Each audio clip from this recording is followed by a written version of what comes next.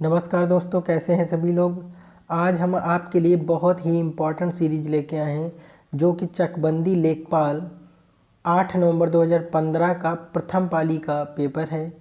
ठीक है, जिसमें जो क्वेश्चन पूछे गए थे ग्रामीण परिवेश से संबंधित, वो सभी क्वेश्चन मैं यहाँ पे लाया हूँ क्योंकि ये राजस्व लेखपाल के एग्ज़ाम के लिए बहुत ही इम्पॉर्टेंट है।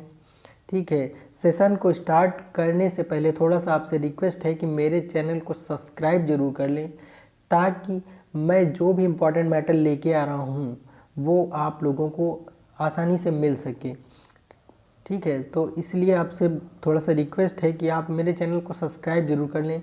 लाइक और डिसलाइक की बात अलग हो जाती है, लेकिन आप चैनल को सब्सक्राइब जरूर करें ताकि हम आपसे सही से जो भी मैटर दे रहे हैं वो आप तक पहुंच सके। ठीक है, सो प्लीज़ आप लोग सब्सक्राइब जरूर करें। ठीक है, आइए स्टार्ट करते हैं, टाइम वेस्ट नहीं करते हैं। तो पहला क्वेश्चन आपकी स्क्रीन पे आप देख पा रहे हैं, खसरा और खतौनी कौन तैयार करता है। ठीक है, 4 ऑप्शन दिए गए हैं, तहसीलदार, उप विभागीय मजिस्ट्रेट एसडीएम, कानून गो या लेखपाल, और चौथा ऑप्शन है पटवारी। तो आपको बता दें कि खसरा और खतौनी कौन तैयार करता है, तो पटवारी तैयार करता है। ठीक है, खसरा और खतौनी कौन तैयार करता है, तो पटवारी तैयार करता है। ठीक है, आइए अगला क्वेश्चन देखते हैं। दूसरा क्वेश्चन दे रखा है, आंवला जो होता है वो आंवले का सर्वाधिक उत्पादन कहाँ होता है। तो आंवले का सर्वाधिक उत्पादन जो होता है वो प्रतापगढ़ में होता है। ठीक है, आंवले का सर्वाधिक उत्पादन प्रतापगढ़ में होता है। ये क्वेश्चन बहुत बार पूछा गया है। ठीक है, यूपी के एग्जाम में अक्सर ये क्वेश्चन पूछा जाता है, आंवले का उत्पादन, या विटामिन सी करके पूछ लेते हैं सबसे ज़्यादा किस में होता है, तो उसमें भी आंवला ही आंसर होता है।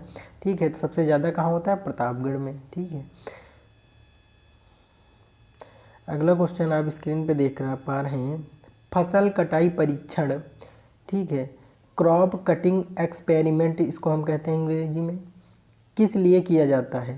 ठीक, तो इसका आपका आंसर जो होगा वो उपज का अनुमान लगाने के लिए किया जाता है।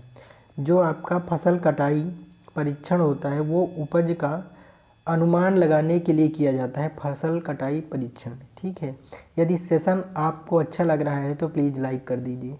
ठीक है, आइए अगला क्वेश्चन देखते हैं।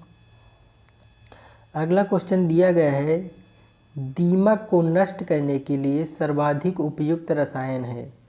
4 ऑप्शन दिया गया है, रोगार, मोनोक्रोटोफस, एंडोसल्फान एंड क्लोरोपाइरीफस। ठीक है, 4 ऑप्शन आपको दिया गया है, तो आपको बताना है कौन सा होगा।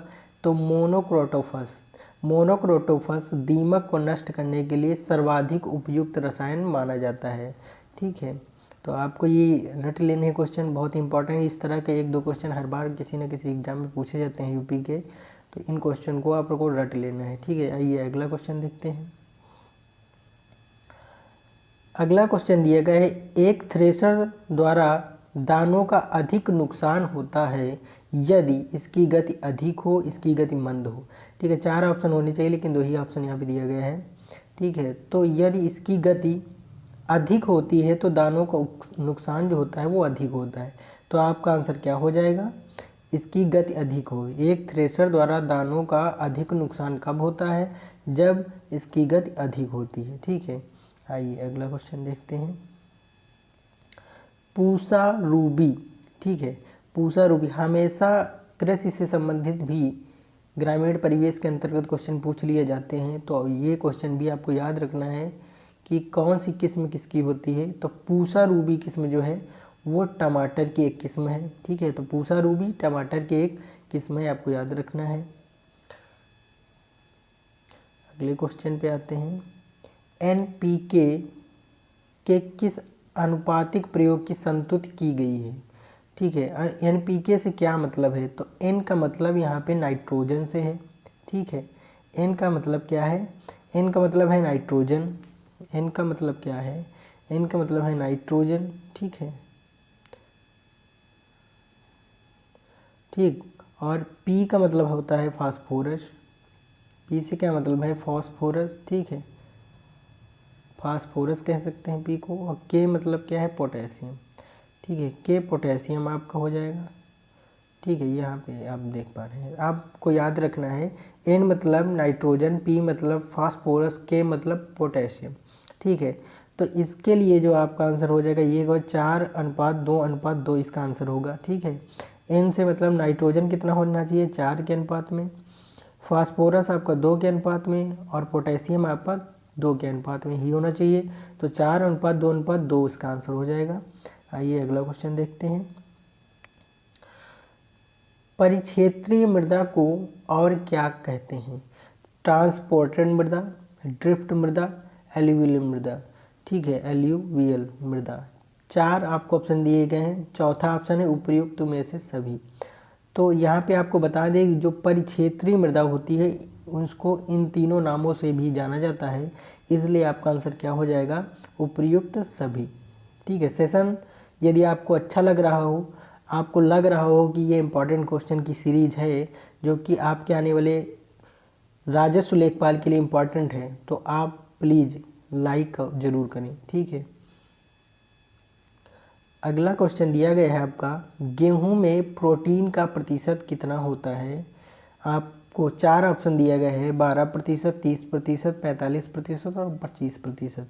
तो आपको बता दें कि गेहूं में प्रोटीन 12% होता है। गेहूं में कितना प्रोटीन होता है?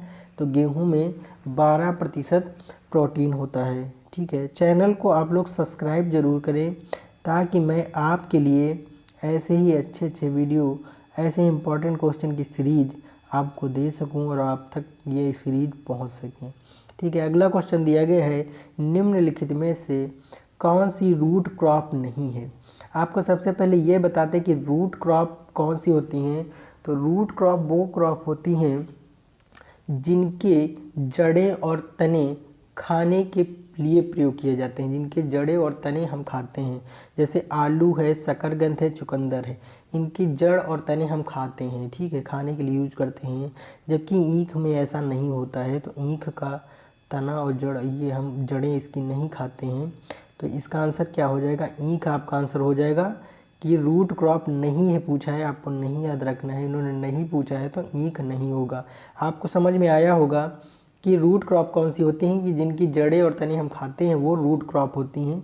तो इसमें ईख आंसर नहीं होगा, इसका आंसर हो जाएगा ईख। ठीक है, आइए अगला क्वेश्चन देखते हैं। कुल खेती क्षेत्र से तात्पर्य है।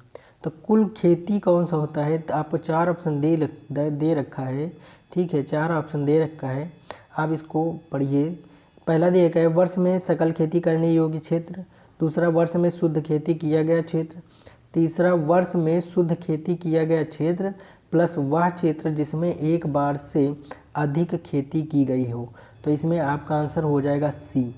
ठीक है, वह वर्ष में शुद्ध खेती किया गया क्षेत्र प्लस वह क्षेत्र जिसमें एक बार से अधिक खेती की गई हो, ये क्या होता है? कुल खेती क्षेत्र का मतलब होता है। ठीक है, यदि सेशन आपको अच्छा लग रहा है, आपको क्वेश्चन पसंद आ रहे हैं, आपको लगता है इम्पॉर्टेंट है आपके लिए, तो आप सेशन को लाइक कीजिए, शेयर भी कर दीजिए और मेरे चैनल को सब्सक्राइब कर लीजिए ताकि मैं जो भी मैटर अवेलेबल कराता हूँ आप तक पहुँच सके।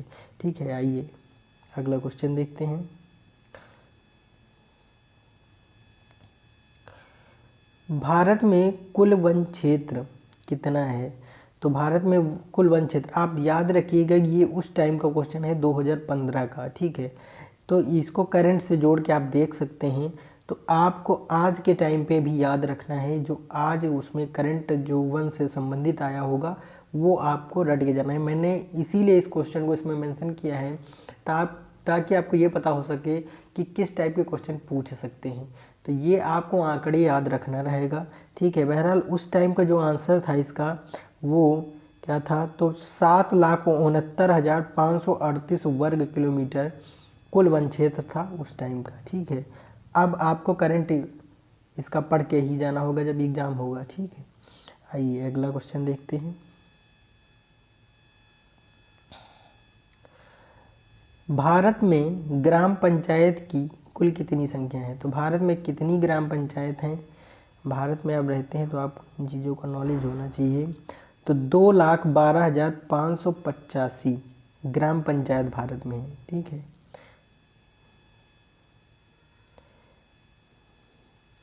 अगला क्वेश्चन देखते हैं। प्रतिवर्ष भारत में कितना कृषि का कूड़ा और खरपतवार निकलता है? ठीक है, तो कृषि का कूड़ा और खरपतवार जो निकलता है अपने यहाँ प्रतिवर्ष, वो 350 मिलियन टन निकलता है। ठीक है, ये भी करंट का है, कृषि से रिलेटेड है, तो इस तरह के क्वेश्चन को भी आपको करंट से पढ़ लेना है। ठीक है, एग्जाम के टाइम पे। अगला क्वेश्चन देखते हैं। वार्षिक क्रम और वर्षांतर फसल उगाने की व्यवस्था को क्या कहते हैं? तो 4 ऑप्शन दिया है, फसल रोपण सूचकांक, फसल रोपण प्रभाव, फसल रोपण विधि, फसल रोपण अनुक्रम। तो आपको बता दें, वार्षिक क्रम और वर्षांतर फसल उगाने की व्यवस्था को फसल रोपण अनुक्रम कहा जाता है। क्या कहा जाता है? फसल रोपण अनुक्रम कहा जाता है। ठीक है, आपको याद रखना, इम्पॉर्टेंट क्वेश्चन है, पूछा गया है तो आगे भी आ सकता है। ठीक है, आइए अगला क्वेश्चन देखते हैं। अगला आपके सामने एक ब्यौरा दिया गया है जिसको आपको रट लेना है, क्योंकि इससे रिलेटेड क्वेश्चन हमेशा पूछे जाते हैं, चाहे वो चकबंदी लेखपाल हो या राजस्व लेखपाल हो या यूपी का दूसरा कोई एग्ज़ाम हो, तो इस तरह के क्वेश्चन ज़रूर पूछे जाते हैं। आपको देखो क्या दे रखा है, आपको दिया गया है 4 चीज़ें महत्वपूर्ण है जो आपको याद रखना है। 20 कचवासी जो होता है वो 1 बिस्वासी के बराबर होता है। फिर 20 बिस्वासी मिलता है तो 1 बिस्वा बन जाता है, और 20 बिस्वा से 1 बीघा बन जाता है, और 1 बीघे में क्या होता है तो 55 गुणित 55 वर्ग गज होता है। ठीक है, ये 4 चीज़ें आपको रट लेना है, इससे रिलेटेड जो भी क्वेश्चन बनाएगा तो आप इजीली से कर पाएंगे। ठीक है, तो 20 कचवासी 1 बिस्वासी के बराबर, 20 बिस्वासी 1 बिस्वा के बराबर, 20 बिस्वा 1 बीघा के बराबर, और 1 बीघा 55 गुणित 55 वर्ग गज के बराबर होता है। ठीक है, तो अब इससे रिलेटेड एक क्वेश्चन देखेंगे हम लोग। ठीक, आगे देखिएगा।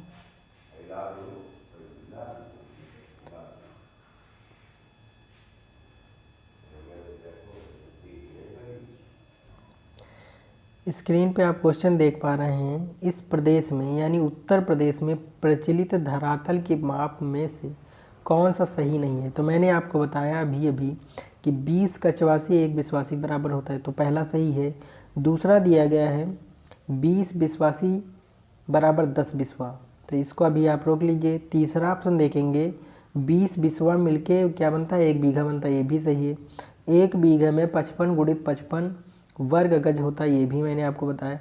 तो इसमें क्या 20 बिस्वासी जो होता है वो 1 बिस्वे के बराबर होता है, ये आपका ऑप्शन जो दिया गया है इसमें 10 बिस्वा दे दिया गया है, इसलिए क्या ये आपका ऑप्शन गलत हो गया, ये सही नहीं है। ठीक है, जानकारी यदि अच्छी लगी तो सेशन को लाइक कर दीजिए, शेयर कर दीजिए, और मेरे चैनल को सब्सक्राइब भी कीजिए। आइए अगला क्वेश्चन देखते हैं।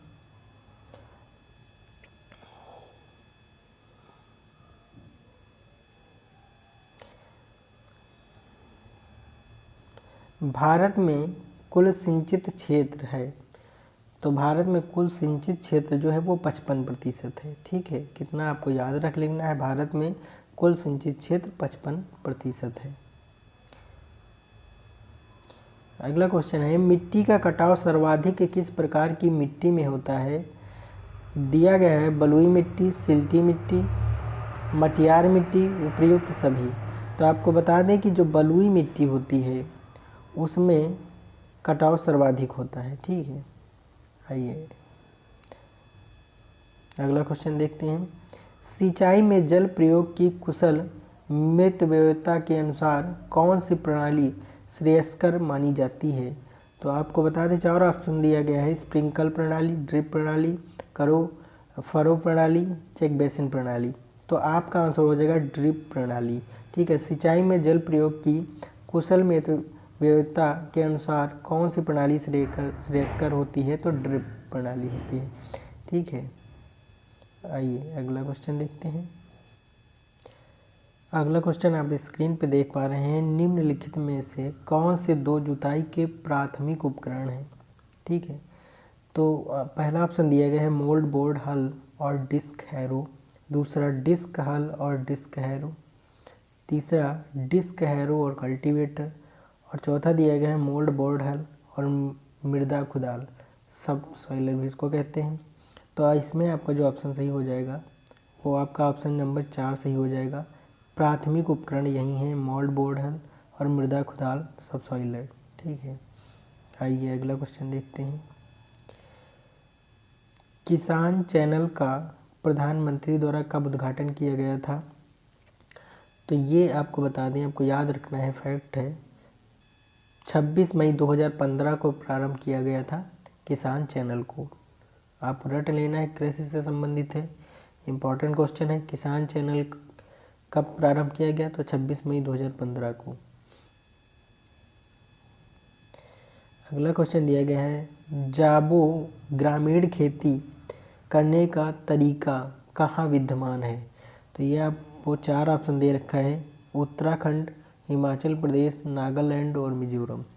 तो जो जाबो ग्रामीण खेती का तरीका है वो नागालैंड से संबंधित है। ठीक है, आइए अगला क्वेश्चन देखते हैं। वैज्ञानिक अनुमान से इस ग्रह पर कितने वृक्ष हैं? तो वैज्ञानिक अनुमान के अनुसार इस ग्रह पर यानी पृथ्वी पर 3 ट्रिलियन वृक्ष हैं। ठीक है, यदि आपको सेशन अच्छा लग रहा हो तो प्लीज़ लाइक कर दीजिए। ठीक है, आइए अगला क्वेश्चन देखते हैं। 1 हॉर्स पावर बराबर होता है, ये बहुत इंपॉर्टेंट क्वेश्चन है, बहुत बार पूछा गया है, आपको याद भी होगा। ठीक है, तो 1 हॉर्स पावर जो होता है वो 746 वाट के बराबर होता है। 1 हॉर्स पावर कितना होता है? तो 746 वाट के बराबर होता है। आइए अगला क्वेश्चन देखते हैं। उत्तर भारत में गेहूं की फसल की हेर फेर किससे की जाती है? तो आपको पता होगा यहाँ की 2 प्रमुख फसलें उत्तर भारत में होती हैं, एक तो धान, दूसरा गेहूं। तो गेहूं की हेर फेर किससे होगी? धान से। तो आपका आंसर क्या हो जाएगा? गेहूं की हेर फेर धान से होती है, तो आपको याद रखना है। अगला क्वेश्चन है, पूसा रसराज किसकी उन्नत किस्म है? ठीक है, 4 ऑप्शन दे रखा है आपको दिया है टमाटर, खरबूजा, तरबूज, खीरा। ठीक है, तो आपको बता दें पूसा रसराज जो है वो खरबूजा की एक उन्नत किस्म है। ठीक है, किसकी है? खरबूजा की। अगला क्वेश्चन देखेंगे। निम्नलिखित में से कौन सा अम्लीय धरती पर सफलता से उगाया जा सकता है? तो अम्लीय धरती पर ईजिली हम उगा सकते हैं, वो कौन सी फसल है? तो तरबूज को हम अम्लीय धरती पर भी सफलता से उगा सकते हैं। सेशन अच्छा लग रहा हो तो लाइक कर दीजिए, शेयर कर दीजिए और मेरे चैनल को सब्सक्राइब कीजिए। ठीक,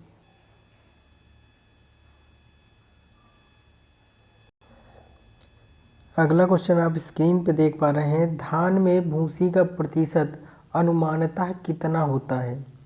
10%, 15%, 20% या 35%? ठीक है, तो इसका आंसर जो होता है वो 20%, लगभग 20% धान में भूसी होती है। ठीक है, तो ये आपको याद रखना है, कई बार को पूछा गया क्वेश्चन है तो आगे भी आ सकता है। ठीक है, तो लगभग 20% जो है भूसी होती है धान में। क्वेश्चन दिया गया है, सेंट्रीफ्यूगल पंप का पानी निकालने के लिए कब प्रयोग किया जाता है? ठीक है, इम्पोर्टेंट क्वेश्चन है। ठीक है, तो आपको बता दें कि जब पानी का निकास मंद होता है और स्रोत ज़्यादा हो तब इसका प्रयोग किया जाता है। ठीक है, जब पानी का निकास मंद और स्रोत ज़्यादा होता है तब इसका प्रयोग किया जाता है।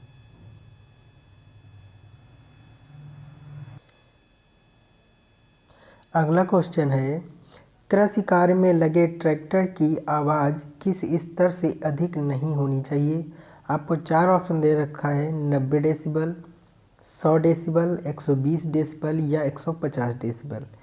तो आपका आंसर हो जाएगा 90 डेसिबल। कितनी? कृषि कार्य में लगे ट्रैक्टर की आवाज़ किस स्तर से अधिक नहीं होनी चाहिए? तो 90 डेसिबल से अधिक नहीं होनी चाहिए। यदि सेशन आपको अच्छा लग रहा है तो प्लीज़ लाइक कर दीजिए, चैनल को सब्सक्राइब भी कर लीजिए। ठीक है, अगला क्वेश्चन है, ललित किसकी एक उत्तम किस्म है? आम, संतरा, पपीता या अमरूद। ठीक है, तो आपको बताइए इस तरह के कई क्वेश्चन पूछे जाते हैं हर एग्जाम में यूपी के, तो आपको कृषि का ये वाला पोर्शन अच्छे से पढ़ लेना है। ठीक है, तो इसका क्वेश्चन का जो आंसर है वो हो जाएगा अमरूद। तो ललित किसकी एक उत्तम किस्म है? तो अमरूद की किस्म है। ठीक है, आपको बता दें कि इसकी जो यदि आपको पीडीएफ चाहिए तो आप मेरे टेलीग्राम चैनल पे जा सकते हैं, डिस्क्रिप्शन में मैं लिंक शेयर कर दूंगा। ठीक है, और यदि आप यूपी की जीके पढ़ना चाहते हैं तो मैंने अपने चैनल पे डाल रखा है। ठीक है, 3 वीडियो पड़े हुए हैं, उसके 25-25 क्वेश्चन की सीरीज पड़ी हुई हैं। इम्पॉर्टेंट क्वेश्चन हैं बिल्कुल, जो आपके एग्ज़ाम के लिए बहुत ही इम्पॉर्टेंट होंगे। ठीक है, तो आप लोग उसमें जो मैं आगे भी कुछ वीडियो ऐड करूँगा भी, क्योंकि अभी पूरी नहीं व्यू सेशन चल रहे हैं, तो आप लोग इसलिए मेरे चैनल को सब्सक्राइब कर लें ताकि आप उन चीज़ों को प्राप्त कर सकें जो कि आपके एग्ज़ाम के लिए बहुत ही इम्पॉर्टेंट है। ठीक है, तो बाकी आपको जो राजस्व लेखपाल के 2 वीडियो हमने, जो पहला प्रीवियस पेपर है 2015 वाला, उसकी प्रथम पाली और द्वितीय पाली को मैंने दे दिया है अपने वीडियोस में, तो वो आप जाके देख सकते हैं हमारे चैनल पे जाके आप। ठीक है, तो इसलिए आप मेरे चैनल को सब्सक्राइब जरूर कर लें। ठीक है, आइए अगला क्वेश्चन देखते हैं। अगला क्वेश्चन दिया गया है, महाजनी प्रथा का सर्वप्रथम उल्लेख निम्नलिखित में से किस प्राचीन ग्रंथ में हुआ है? तो आपको बता दें कि जो शतपथ ब्राह्मण है, क्या है, जो आपका शतपथ ब्राह्मण है, इसमें महाजनी प्रथा का सर्वप्रथम उल्लेख मिलता है। ठीक है, तो महाजनी प्रथा का सर्वप्रथम उल्लेख कहाँ पे है? शतपथ ब्राह्मण में। यदि आपको सेशन अच्छा लग रहा है तो प्लीज़ लाइक कर दीजिए। अगला क्वेश्चन आप स्क्रीन पे देख पा रहे हैं, केसर के लिए पौधे का कौन सा भाग उपयोग में लाया जाता है? पत्ती, पंखुड़ी, बादल या वर्तिकाग्र? तो बहुत बार पूछा गया क्वेश्चन है, इसलिए आपको रट लेना है बिल्कुल। वर्तिकाग्र होता है इसका आंसर। तो केसर के लिए पौधे का कौन सा भाग उपयोग में आता है? तो वर्तिकाग्र। आइए अगला क्वेश्चन देखते हैं। भारत में रजत क्रांति किससे संबंधित है? तो रजत क्रांति जो है वो किससे संबंधित, ये आपको बताना है। 4 ऑप्शन दिया गया है, चांदी का उत्खनन, कपास का उत्पादन, अंडा और चिकन का उत्पादन, स्वच्छ पेयजल बोतलीकरण। ठीक है, तो आपको बता दें कि जो रजत क्रांति है वो अंडा, ठीक है, अंडा और चिकन के उत्पादन से संबंधित क्रांति है। ठीक है, रजत क्रांति किससे संबंधित है? अंडा और चिकन से। आइए अगला क्वेश्चन देखते हैं। और सभी कुछ प्रतीक्षा कर सकता है किंतु कृषि नहीं, यह उद्गार किसका है? ये कथन किसका है? ये किसने कहा है? ये आपको बताना है। 4 ऑप्शन दिए हैं, पंडित जवाहरलाल नेहरू, जगजीवन राम, सिकंदर वक्त, लाल बहादुर शास्त्री। तो और सभी कुछ प्रतीक्षा कर सकता है किंतु कृषि नहीं, ये उद्गार जो है वो पंडित जवाहरलाल नेहरू जी ने दिया था। आपको याद रखना है, पूछा गया क्वेश्चन है। ठीक है, 2015 के चकबंदी लेखपाल में आया हुआ है। ठीक है, यदि आपको मेरा सेशन अच्छा लगा हो तो आप लाइक कीजिए, शेयर कर दीजिए और मेरे चैनल को सब्सक्राइब आप ज़रूर करें, इसके लिए बहुत बहुत रिक्वेस्ट है। ठीक है, ताकि मैं जो भी इंपॉर्टेंट चीज़ें आपको दे रहा हूँ आपको मिल सके। ठीक है, इसके लिए बहुत बहुत रिक्वेस्ट है। ठीक है, बाकी आज का सेशन ये कंप्लीट होता है। इसके बाद चकबंदी लेखपाल की जो द्वितीय पाली है उसके क्वेश्चन आपको मिल जाएंगे। ठीक है, तो इसलिए मेरे चैनल को सब्सक्राइब जरूर करें। आपने मेरे सेशन को देखा, एंजॉय किया, इसके लिए बहुत बहुत धन्यवाद है। ठीक है, थैंक यू क्लास, आपने मेरा सेशन देखा, थैंक यू।